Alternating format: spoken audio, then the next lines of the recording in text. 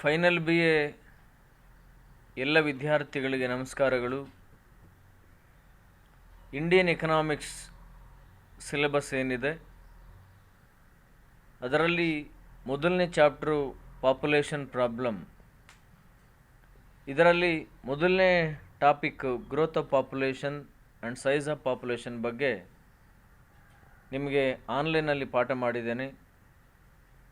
ಈಗ ಮುಂದಿನ topic, the next topic in the first module is composition of population. Composition of population ಜನಸಂಖ್ಯಾ ಸಂಯೋಜನೆ ಅಂತ ಕರೀತಾರೆ. ಜನಸಂಖ್ಯಾ ಸಂಯೋಜನೆ. ಜನಸಂಖ್ಯಾ ಸಂಯೋಜನೆ ಎಂದರೆ ಒಂದು ದೇಶದ ಜನಸಂಖ್ಯೆಯ ವಿವಿಧ ಲಕ್ಷಣಗಳನ್ನು, ವಿವಿಧ ಆಯಾಮಗಳನ್ನು ಕುರಿತು ಅಧ್ಯಯನ ಮಾಡುವಂಥದ್ದನ್ನು ಅಥವಾ ವಿವರಿಸುವುದನ್ನು ಜನಸಂಖ್ಯಾ ಸಂಯೋಜನೆ ಅಂತೇಳಿ ಕರೀತೇವೆ. ಅಂದರೆ ಗುಂಪು ಅಂತ. ಸಂಯೋಜನೆ ಅಂದರೆ ಗುಂಪು ಅಂತ. ಒಂದು ದೇಶದ ಜನಸಂಖ್ಯೆಯ ವಿವಿಧ ಲಕ್ಷಣಗಳನ್ನು, ವಿವಿಧ ಆಯಾಮಗಳನ್ನು, ವಿವಿಧ ವಿಷಯಗಳನ್ನು ಒಳಗೊಂಡಿರುವಂತಹ ವಿಷಯವನ್ನು ನಾವು ಜನಸಂಖ್ಯಾ ಸಂಯೋಜನೆ ಅಂತೇಳಿ ಕರಿತೀವಿ. ಈ ಜನಸಂಖ್ಯಾ ಸಂಯೋಜನೆಯಲ್ಲಿ ಹಲವಾರು ಅಂಶಗಳು ಸೇರ್ಪಡೆಯಾಗಿರ್ತವೆ. ಉದಾಹರಣೆಗೆ ಜನಸಾಂದ್ರತೆ, ಲಿಂಗಾನುಪಾತ, ಗ್ರಾಮೀಣ ಮತ್ತು ನಗರ ಜನಸಂಖ್ಯೆ ಹಂಚಿಕೆ, ವೃತ್ತಿಪರ ಜನಸಂಖ್ಯೆ ಹಂಚಿಕೆ, ಸಾಕ್ಷರತಾ ದರ, ಈ ಎಲ್ಲ ಅಂಶಗಳು ಈ ಜನಸಂಖ್ಯೆ ಬೆಳವಣಿಗೆಯ ಸಂಯೋಜನೆಯಲ್ಲಿ ಸೇರ್ಪಡೆಯಾಗಿರುತ್ತವೆ. ಹಾಗಾಗಿ ಜನಸಂಖ್ಯಾ ಬೆಳವಣಿಗೆಯ ಸಂಯೋಜನೆ ಎಂದರೆ ಅಥವಾ ಜನಸಂಖ್ಯಾ ಸಂಯೋಜನೆ ಎಂದರೆ ಒಂದು ದೇಶದ ಜನಸಂಖ್ಯೆಯ ವಿವಿಧ ಲಕ್ಷಣಗಳಾದ ಜನಸಾಂದ್ರತೆ, ಲಿಂಗಾನುಪಾತ, ಸಾಕ್ಷರತಾ ದರ, ವೃತ್ತಿಪರ ಜನಸಂಖ್ಯೆ ಹಂಚಿಕೆ, ಗ್ರಾಮೀಣ ಮತ್ತು ನಗರ ಜನಸಂಖ್ಯೆ ಹಂಚಿಕೆ ಹಾಗೂ ಜನಸಂಖ್ಯಾ ಬೆಳವಣಿಗೆಯ ಗಾತ್ರ ಅಥವಾ ಜನಸಂಖ್ಯೆಯ ಗಾತ್ರ, ಎಲ್ಲ ವಿಚಾರಗಳನ್ನು ಅಧ್ಯಯನ ಮಾಡುವುದನ್ನು ಅಥವಾ ವಿವರಿಸುವುದನ್ನು ನಾವು ಜನಸಂಖ್ಯಾ ಸಂಯೋಜನೆ ಎಂದು ಕರೆಯುತ್ತೇವೆ. ಕಾಂಪೋಸಿಷನ್ ಆಫ್ ಪಾಪ್ಯುಲೇಷನ್ ಅಂತೇಳಿ ಕರೀತಾರೆ. Composition of population is the second topic of the first module. Here composition of population explain the various features of population of A country. Composition of population is explain the various features or characteristics or dimension of population of a country. Here this composition of population consisting several characteristics or the features of population of a country such as density of population, sex ratio and rural urban distribution of population, occupational distribution of population and literacy ratio, etc. So if you go through the composition of population of a country, you will come to know how the population is growing in a particular country, and you can understand the literacy ratio, and you can understand the economic growth with the help of rural urban distribution of population, and also with the help of occupational distribution of population. And moreover, you can understand the pressure of population on the land with the help of composition of population. So therefore, composition of population is the one important component in the population of a country. This composition of population is explain the various features or characteristics of population of a country like density of population, sex ratio, literacy ratio, rural urban distribution of population and occupational distribution of population. This is the meaning of composition of population. In the composition of population, the first point is density of population. Density of population. ಇದನ್ನು ಕನ್ನಡದಲ್ಲಿ ಜನಸಾಂದ್ರತೆ ಅಂತೇಳಿ ಕರೀತಾರೆ. ಜನಸಾಂದ್ರತೆ ಜನಸಂಖ್ಯಾ ಬೆಳವಣಿಗೆಯ ಸಂಯೋಜನೆಯಲ್ಲಿ ಒಂದು ಮುಖ್ಯವಾಗಿರುವಂಥ ವಿಷಯ ಜನಸಾಂದ್ರತೆ ಅಂತ. ಒಂದು ದೇಶದ ಜನಸಂಖ್ಯಾ ಬೆಳವಣಿಗೆಯಲ್ಲಿ ಜನಸಾಂದ್ರತೆ ಒಂದು ಮುಖ್ಯವಾಗಿರುವಂಥ ವಿಷಯ. ಕಾರಣ ಏನೆಂದರೆ ಜನಸಾಂದ್ರತೆಯ ವಿಷಯವನ್ನು ನಾವು ಪರಿಶೀಲಿಸಿದಾಗ ಆ ದೇಶದ ಜನಸಂಖ್ಯೆಯ ಬೆಳವಣಿಗೆಯ ಪ್ರಮಾಣ ಮತ್ತು ಆ ದೇಶದಲ್ಲಿ ಭೂಮಿಯ ಮೇಲೆ ಜನರ ಒತ್ತಡ ಮತ್ತು ಜನ ಆ, ಜನರ ಪ್ರಮಾಣ ಮತ್ತು ಜನರ ಸಾಮಾಜಿಕ ಮತ್ತು ಆರ್ಥಿಕ ಪರಿಸ್ಥಿತಿ, ಜನರ ವೈಜ್ಞಾನಿಕ ಮನೋಭಾವನೆ ಎಲ್ಲ ಅಂಶಗಳನ್ನು ನಾವು ಸರಳವಾಗಿ ಅರ್ಥ ಮಾಡಿಕೊಳ್ಳಿಕ್ಕೆ ಸಾಧ್ಯ ಆಗ್ತದೆ. ಹಾಗಾಗಿ ಒಂದು ದೇಶದ ಜನಸಾಂದ್ರತೆಯನ್ನು ನೀವು ಪರಿಶೀಲಿಸಿದಾಗ ಆ ದೇಶದ ಜನಸಂಖ್ಯೆಯ ಬೆಳವಣಿಗೆ ಪ್ರಮಾಣ, ಜನರ ಸಾಮಾಜಿಕ ಮತ್ತು ಆರ್ಥಿಕ, ರಾಜಕೀಯ, ಸಾಂಸ್ಕೃತಿಕ ಪರಿಸ್ಥಿತಿ, ಅಲ್ಲಿನ ಹವಾಗುಣ, ಅಲ್ಲಿನ ಜನರ ಮನೋಭಾವ ಎಲ್ಲ ಅಂಶಗಳನ್ನು ನಾವು ಸರಳವಾಗಿ ಅರ್ಥ ಮಾಡಿಕೊಳ್ಳಿಕ್ಕೆ ಸಾಧ್ಯ ಆಗ್ತದೆ. ಇಲ್ಲಿ ಜನಸಾಂದ್ರತೆ ಅಂದರೆ ಸರಳವಾಗಿ ಹೇಳೋದಾದರೆ 1 ಚದರ ಕಿಲೋಮೀಟರ್ನಲ್ಲಿ ವಾಸಿಸುವ ಸರಾಸರಿ ಜನರ ಪ್ರಮಾಣವನ್ನು ನಾವು ಜನಸಾಂದ್ರತೆ ಅಂತ ಹೇಳಿ ಕರಿತೀವಿ. ಪುನಃ ವಾಪಸ್ ಹೇಳ್ತೀನಿ, ಜನಸಾಂದ್ರತೆ ಅಂದರೆ 1 ಚದರ ಕಿಲೋಮೀಟರ್ ಭೂಪ್ರದೇಶದಲ್ಲಿ ವಾಸಿಸುವ ಜನರ ಸರಾಸರಿ ಪ್ರಮಾಣವನ್ನು ನಾವು ಜನಸಾಂದ್ರತೆ ಅಂತೇಳಿ ಕರಿತೀವಿ. ಅಂದರೆ 1 ಚದರ ಕಿಲೋಮೀಟರ್ ಅಂದರೆ ಈಗ ನೀವು ನಿಂತ್ಕೊಂಡಿರುವಂಥ ಅಥವಾ ಕೂತ್ಕೊಂಡಿರುವ ಸ್ಥಳದಿಂದ ನಿಮ್ಮ ಉತ್ತರಕ್ಕೆ 1 ಕಿಲೋಮೀಟರ್, ನಿಮ್ಮ ದಕ್ಷಿಣಕ್ಕೆ 1 ಕಿಲೋಮೀಟರ್, ನಿಮ್ಮ ಪೂರ್ವಕ್ಕೆ 1 ಕಿಲೋಮೀಟರ್, ನಿಮ್ಮ ಪಶ್ಚಿಮಕ್ಕೆ 1 ಕಿಲೋಮೀಟರ್, ಇದನ್ನು ನಾವು 1 ಚದರ ಕಿಲೋಮೀಟರ್ ಅಂತೇಳಿ ಕರಿತೀವಿ. ಈ 1 ಚದರ ಕಿಲೋಮೀಟರ್ನಲ್ಲಿ ವಾಸಿಸುವ ಸರಾಸರಿ ಜನರ ಪ್ರಮಾಣವನ್ನು ನಾವು ಜನಸಾಂದ್ರತೆ ಅಂತೇಳಿ ಕರಿತೀವಿ. ಈ ಜನಸಾಂದ್ರತೆಯನ್ನು ನಾವು ವಿಶ್ಲೇಷಿಸಿದಾಗ ಅಥವಾ ಜನಸಾಂದ್ರತೆಯನ್ನು ನಾವು ಅರ್ಥ ಮಾಡಿಕೊಂಡಾಗ ಆ ದೇಶದಲ್ಲಿ ಜನಸಂಖ್ಯೆಯ ಬೆಳವಣಿಗೆ, ಭೂಮಿಯ ಮೇಲೆ ಜನರ ಒತ್ತಡ ಎಲ್ಲ ಅಂಶಗಳನ್ನು ನಾವು ಸಹಜವಾಗಿ ತಿಳ್ಕೊಳ್ಳಿಕ್ಕೆ ಸಾಧ್ಯ ಆಗ್ತದೆ.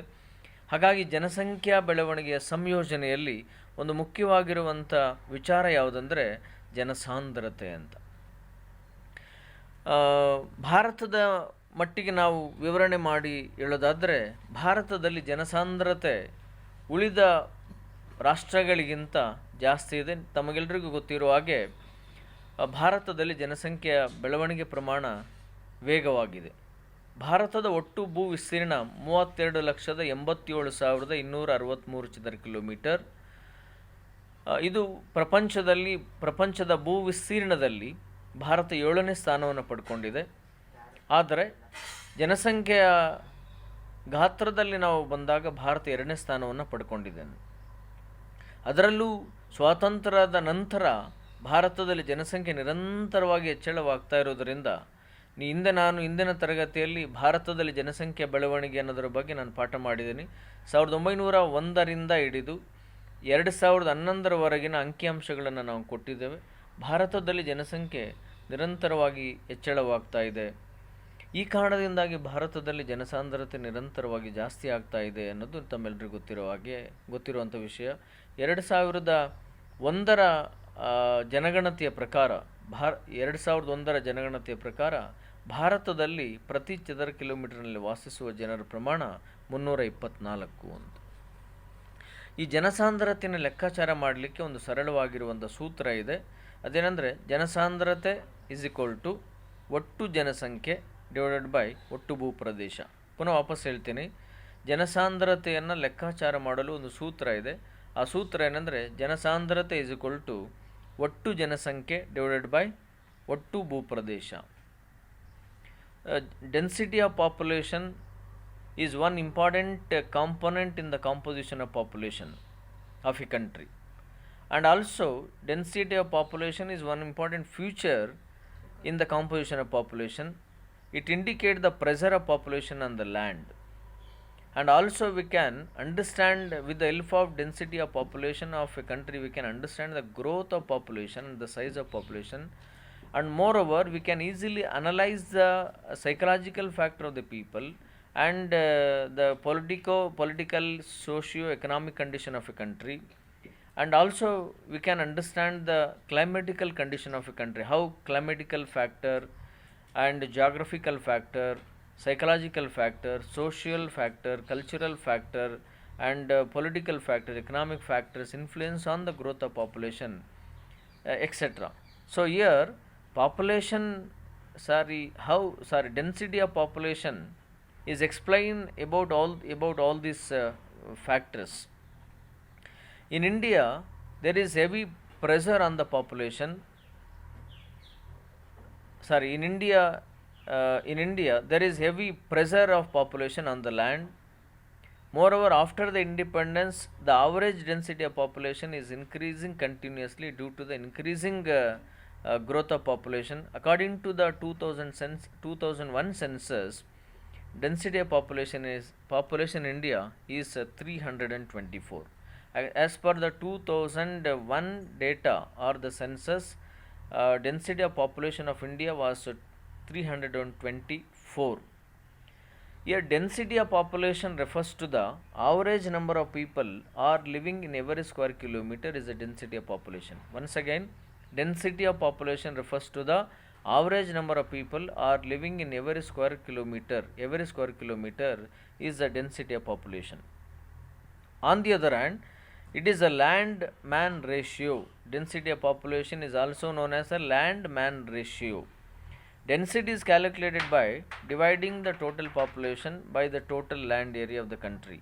So one simple formula is there for calculating the density of population, that is density of population is equal to total population divided by total land area. I repeat, the formula of density of population is density of population is equal to total population divided by total land area. See, if you go through the density of population of India from 1901 to 2011, you can come to know how the population is increasing in India since 1901 to 2021 or 21. In 1901, the density of population of India was just 77 in 1 square kilometer. In 1901, 77 people were living in 1 square kilometer. In 1951, 117 people were living in 1 square kilometer.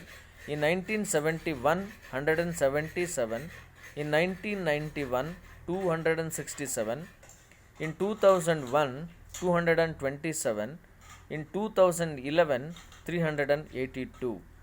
So these data are showing that density of population is increasing continuously, decade by decade or year by year, due to the increasing birth rate. Now nearly we have 400 people in one square kilometer. One more thing I would like to mention here.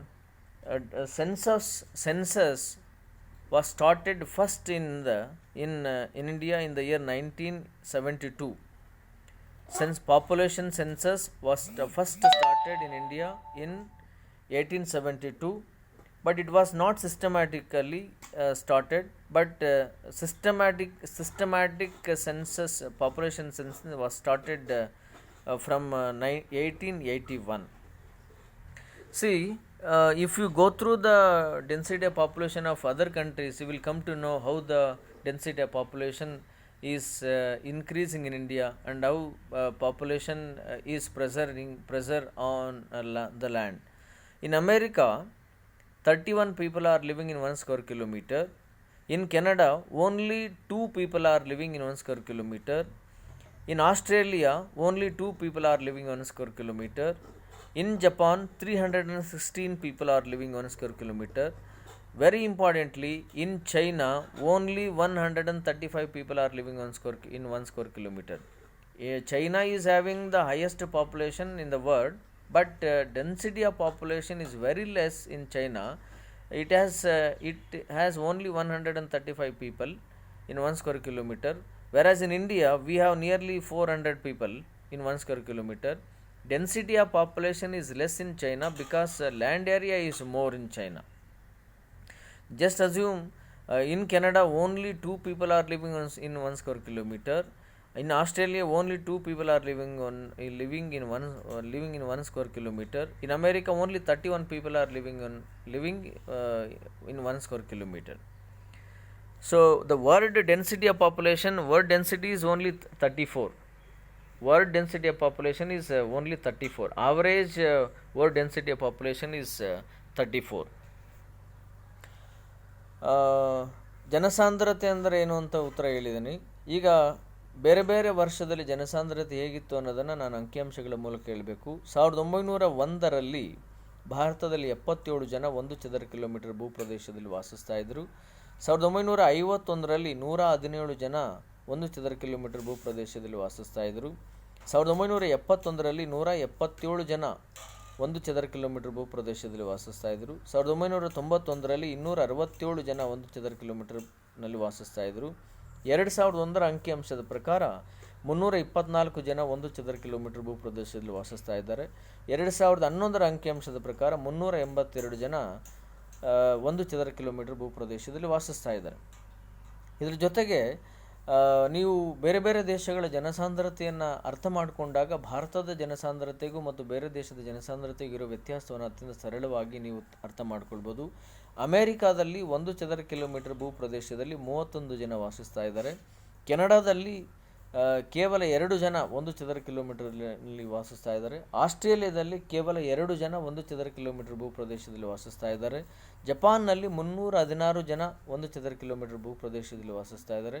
ವಿಶೇಷವಾಗಿ ಚೈನಾದಲ್ಲಿ 1 ಚದರ ಕಿಲೋಮೀಟರ್ನಲ್ಲಿ ವಾಸಿಸುವ ಜನರ ಪ್ರಮಾಣ 135. ಪುನಃ ಹೇಳ್ತೀನಿ, ನಮ್ಮ ಪಕ್ಕದಲ್ಲಿರುವ China ದೇಶದಲ್ಲಿ 1 ಚದರ ಕಿಲೋಮೀಟರ್ನಲ್ಲಿ ವಾಸಿಸುವ ಜನರ ಪ್ರಮಾಣ 135. ತಮ್ಮೆಲ್ಲರಿಗೂ ಗೊತ್ತಿರುವ ಹಾಗೆ ಚೈನಾ ಅತಿ ಹೆಚ್ಚು ಜನಸಂಖ್ಯೆಯನ್ನು ಹೊಂದಿರುವಂಥ ದೇಶ. ಆದರೆ ಜನಸಾಂದ್ರತೆಯಲ್ಲಿ 1 ಚದರ ಕಿಲೋಮೀಟರ್ನಲ್ಲಿ 135 ಜನ ಮಾತ್ರ ಇದ್ದಾರೆ. ಕಾರಣ ಏನೆಂದರೆ ಚೈನಾದಲ್ಲಿ ಭೂಪ್ರದೇಶ ಜಾಸ್ತಿ ಇದೆ ಅಂಥೇಳಿ.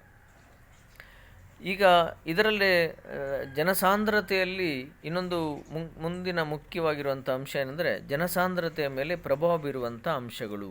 ಜನಸಾಂದ್ರತೆಯ ಮೇಲೆ ಪ್ರಭಾವ ಬೀರುವಂಥ ಅಂಶಗಳು ಅಂತ.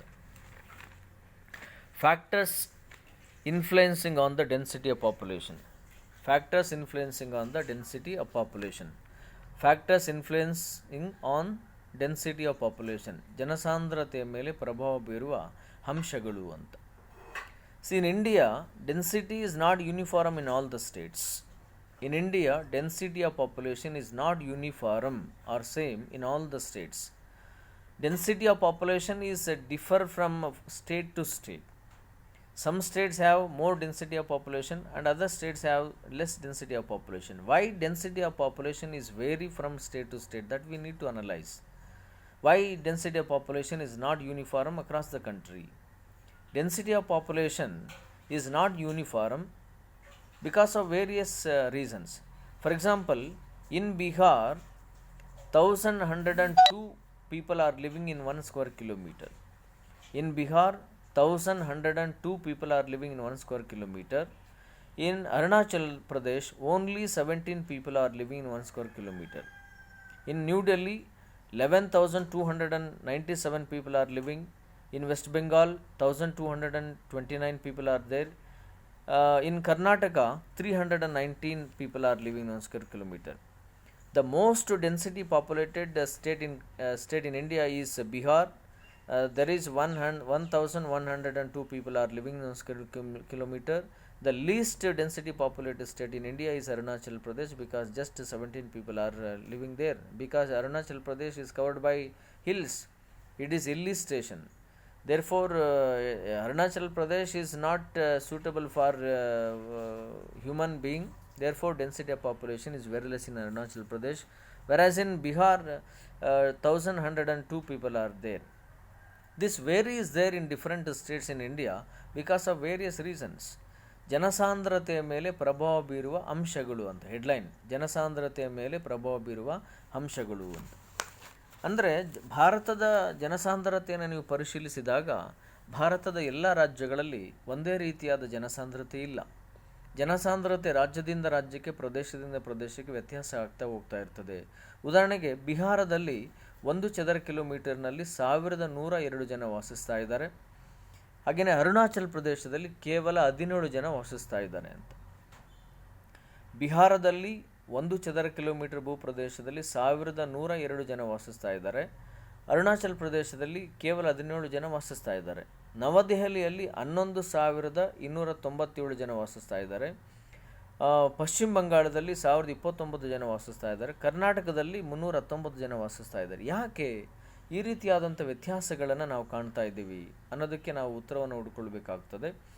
ಹಾಗಾಗಿ ಜನಸಾಂದ್ರತೆಯ ಮೇಲೆ ಪ್ರಭಾವ ಬೀರುವ ಅಂಶಗಳು ಯಾವುದಂದರೆ, ಮೊದಲನೇದಾಗಿ ಕ್ಲೈಮೇಟ್ ಆ್ಯಂಡ್ ರೈನ್ಫಾಲ್ ಅಂತ, ಹವಾಮಾನ ಮತ್ತು ಮಳೆಯ ಲಭ್ಯತೆ.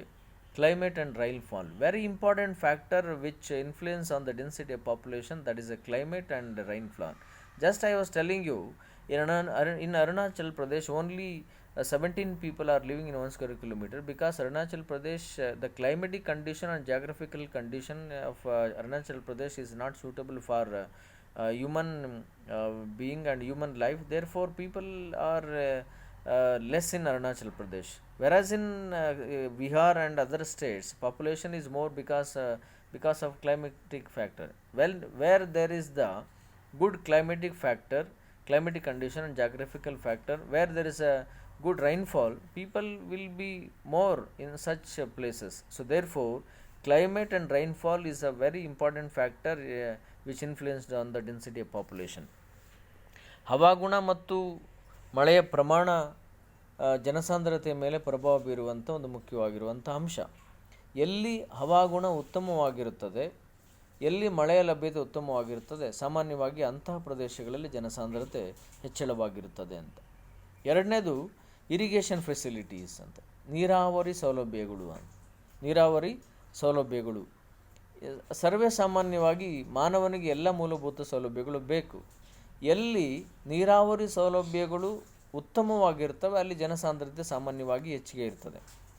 ಬಹುಶಃ ನೀವು ಸಿಂಧು ನಾಗರಿಕತೆಯ ಒಂದು ಅಂಶಗಳನ್ನು ಪರಿಶೀಲಿಸಿದಾಗ ಸಿಂಧೂ ನದಿಯ ಬಯಲಿನಲ್ಲಿ, ಸಿಂಧೂ ನದಿಯ ದಡಗಳಲ್ಲಿ ಅಥವಾ ಸಿಂಧು ನದಿಯ ತಟಗಳಲ್ಲಿ ಜನ ಹೆಚ್ಚು ವಾಸಿಸ್ತಾ ಇದ್ದರು, ಅಲ್ಲಿ ನಾಗರಿಕತೆ ಪ್ರಾರಂಭವಾಯಿತು ಹಾಗೆ ಅಂಥೇಳಿ ನಾವೆಲ್ಲರೂ ಅರ್ಥ ಮಾಡ್ಕೊಂಡಿದ್ದೇವೆ. ಅಂದರೆ ಕಾರಣ ಏನಂದರೆ ನೀರಿನ ಲಭ್ಯತೆ.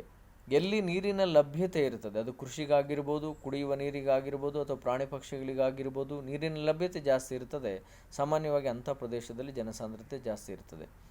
So another important point which influence on the density of population is that irrigation facility.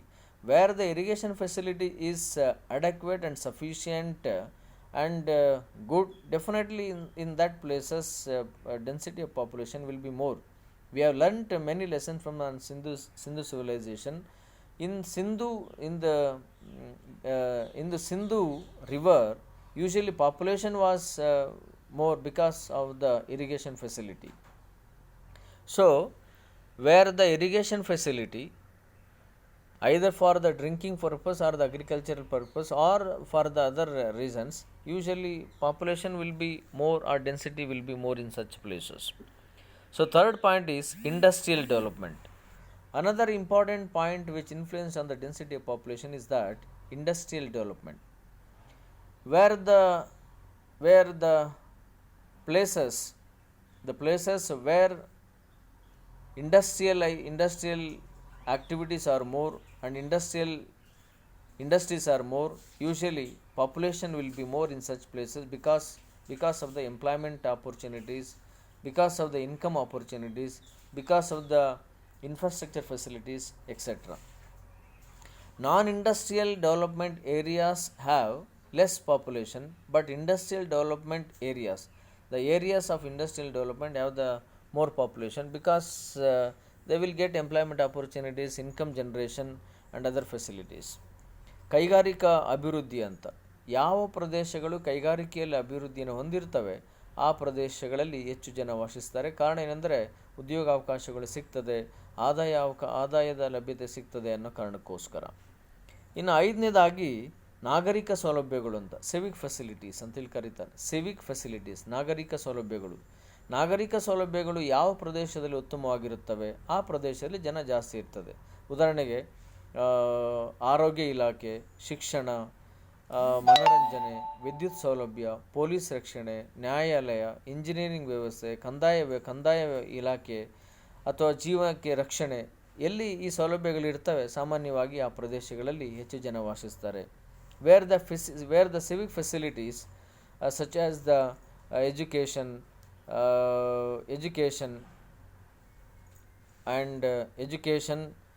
medical facilities, irrigation facilities, electric facilities, police and judicial facilities, engineering facilities, etc. In such places, population will be more naturally. Naturally, density of population is more where the civic facilities available at sufficient quantity, such as the drinking water facility and medical facilities, education facilities, recreation facilities, police protection, judicial facilities, revenue department, etc. And fourth point is protection to human life and property. Fifth point is protection to human life and property. Very, very important which influence on the density of population, that protection to human life and property, where the human being have the protection for their life and their property. Definitely in such places density of population will be more. Density of population is more the places where have the good human protection and their property. And next point is employment. ಅಂದರೆ ಐದನೇದಕ್ಕೆ ಏನಂದರೆ ಮಾನವನ ರಕ್ಷಣೆ ಮತ್ತು ಆಸ್ತಿಯ ರಕ್ಷಣೆ ಅಂತೇಳಿ. ಎಲ್ಲಿ ಮಾನವನಿಗೆ ರಕ್ಷಣೆ ಮತ್ತು ಅವನ ಆಸ್ತಿಗೆ ರಕ್ಷಣೆ ಇರ್ತದೆ ಅಂಥ ಪ್ರದೇಶಗಳಲ್ಲಿ ಸಾಮಾನ್ಯವಾಗಿ ಜನಸಾಂದ್ರತೆ ಜಾಸ್ತಿ ಇರ್ತದೆ. ಎಲ್ಲಿ ರಕ್ಷಣೆ ಇರಲ್ಲ, ಎಲ್ಲಿ ಮಾನವನ ಪ್ರಾಣಕ್ಕೆ ರಕ್ಷಣೆ ಇರಲ್ಲ, ಎಲ್ಲಿ ಮಾನವನ ಆಸ್ತಿಗೆ ರಕ್ಷಣೆ ಇರಲ್ಲ, ಬಹುಶಃ ಅಂಥ ಪ್ರದೇಶದಲ್ಲಿ ಜನರು ವಾಸಿಸುವಂಥ ಪ್ರಮಾಣ ಕಡಿಮೆ ಇರ್ತದೆ. And one more important point is employment opportunities, ಉದ್ಯೋಗಾವಕಾಶಗಳು. ಎಲ್ಲಿ ಉದ್ಯೋಗಾವಕಾಶಗಳು ಸಂಖ್ಯೆ, ಈಗ ನೋಡಿರ್ಬೋದು ನೀವು, ನಗರ ಪ್ರದೇಶಗಳಲ್ಲಿ ಜನಸಾಂದ್ರತೆ ಜಾಸ್ತಿ ಇರ್ತದೆ, ಗ್ರಾಮೀಣ ಪ್ರದೇಶಗಳಲ್ಲಿ ಜನಸಾಂದ್ರತೆ ಕಡಿಮೆ ಇರ್ತದೆ ಇತ್ತೀಚಿನ ದಿನಗಳಲ್ಲಿ. ಕಾರಣ ಏನಂದರೆ ಉದ್ಯೋಗಾವಕಾಶಗಳು. People are in recent decades, especially rural people or migrate from the rural area to the urban area for getting employment opportunities. Usually India is a country of village. Large number of people are living in the rural area, and rural people are depending on agriculture sector, but agriculture sector is not in the position to provide the adequate and require employment opportunities at the rural area itself. Therefore, people are migrating from rural area to the urban area for getting employment opportunities. Where employment opportunities are adequate, where people will able to get the employment opportunities, definitely such places will have the more density of population. ಅಂದರೆ ಎಲ್ಲಿ ಉದ್ಯೋಗಾವಕಾಶಗಳು ಸಿಗ್ತದೆ ಅಂತಹ ಪ್ರದೇಶಗಳಲ್ಲಿ ಸಾಮಾನ್ಯವಾಗಿ ಜನಸಾಂದ್ರತೆ ಹೆಚ್ಚಿಗೆ ಇರ್ತದೆ. ಹಾಗಾಗಿ ನಗರ ಪ್ರದೇಶಗಳಲ್ಲಿ ಜನಸಾಂದ್ರತೆ ಹೆಚ್ಚಿಗೆ ಇದೆ. ಕೊನೆಯ ಅಂಶ ಸ್ಟ್ರಕ್ಚರ್ ಆಫ್ ಲ್ಯಾಂಡ್, ಅಂದರೆ ಭೂಮಿಯ ಸ್ವರೂಪ. ಎಲ್ಲಿ ಭೂಮಿ ಉತ್ತಮವಾದ ಫಲವತ್ತತೆಯನ್ನು ಹೊಂದಿರುತ್ತದೆ, ಉತ್ತಮವಾದ ಸನ್ನಿವೇಶವನ್ನು ಹೊಂದಿರುತ್ತದೆ, ಅಂತಹ ಪ್ರದೇಶಗಳಲ್ಲಿ ಜನರು ಹೆಚ್ಚಿನ ಪ್ರಮಾಣದಲ್ಲಿ ವಾಸಿಸ್ತಾರೆ. Where the land is fertile, where land is good, usually in that area density of population will be more. So these are the factors are influencing on the density of population. Once again I repeat, the factors which are influencing on the density of population, they are climate and rainfall, irrigation facility is the second point, third point industrial development, fourth point protection to human life and property, fifth point civic facility, sixth point structure of land, and employment opportunities is the last point. ಜನಸಾಂದ್ರತೆ ಮೇಲೆ ಪ್ರಭಾವ ಬೀರುವಂಥ ಅಂಶಗಳನ್ನು ನಾನು ಪುನಃ ಪಟ್ಟಿ ಮಾಡಿ ಹೇಳ್ತಾ ಹೋಗ್ತೀನಿ. ಹವಾಮಾನ ಮತ್ತು ಮಳೆಯ ಲಭ್ಯತೆ ಮೊದಲನೇ ಪಾಯಿಂಟು, ಎರಡನೇ ಪಾಯಿಂಟು ನೀರಾವರಿ ಸೌಲಭ್ಯಗಳು, ಮೂರನೇ ಪಾಯಿಂಟು ಕೈಗಾರಿಕಾ ಅಭಿವೃದ್ಧಿ, ನಾಲ್ಕನೇ ಪಾಯಿಂಟು ಮಾನವನ ರಕ್ಷಣೆ ಮತ್ತು ಆಸ್ತಿಯ ರಕ್ಷಣೆ, ಐದನೇದು ನಾಗರಿಕ ಸೌಲಭ್ಯಗಳು, ಆರನೇದು ಭೂಮಿಯ ಸ್ವರೂಪ, ಏಳನೇದು ಉದ್ಯೋಗಾವಕಾಶಗಳ ಲಭ್ಯತೆ. ಈ ಎಲ್ಲ ಅಂಶಗಳು ಜನಸಾಂದ್ರತೆಯ ಮೇಲೆ ಪ್ರಭಾವ ಬೀರುತ್ತವೆ. ಹಾಗಾಗಿ ಒಂದು ದೇಶದಲ್ಲಿ ಎಲ್ಲ ಪ್ರದೇಶಗಳಲ್ಲಿ ಒಂದೇ ರೀತಿಯಾದಂಥ ಜನಸಾಂದ್ರತೆ ಇರುವುದಿಲ್ಲ. ಇದು ಜನಸಂಖ್ಯಾ ಬೆಳವಣಿಗೆ ಸಂಯೋಜನೆಯಲ್ಲಿ ಮೊದಲನೇ ಅಂಶ, ಅದು ಜನಸಾಂದ್ರತೆ. ಇದರ ಬಗ್ಗೆ ಏನಾದರೂ ಸಂಶಯಗಳಿದ್ದರೆ ದಯವಿಟ್ಟು ಪ್ರಶ್ನೆಗಳನ್ನು ಕೇಳಿ, ಅದಕ್ಕೆ ನಾನು ಬಗೆಹರಿಸ್ತೀನಿ. ಎಲ್ರಿಗೂ ಧನ್ಯವಾದಗಳು.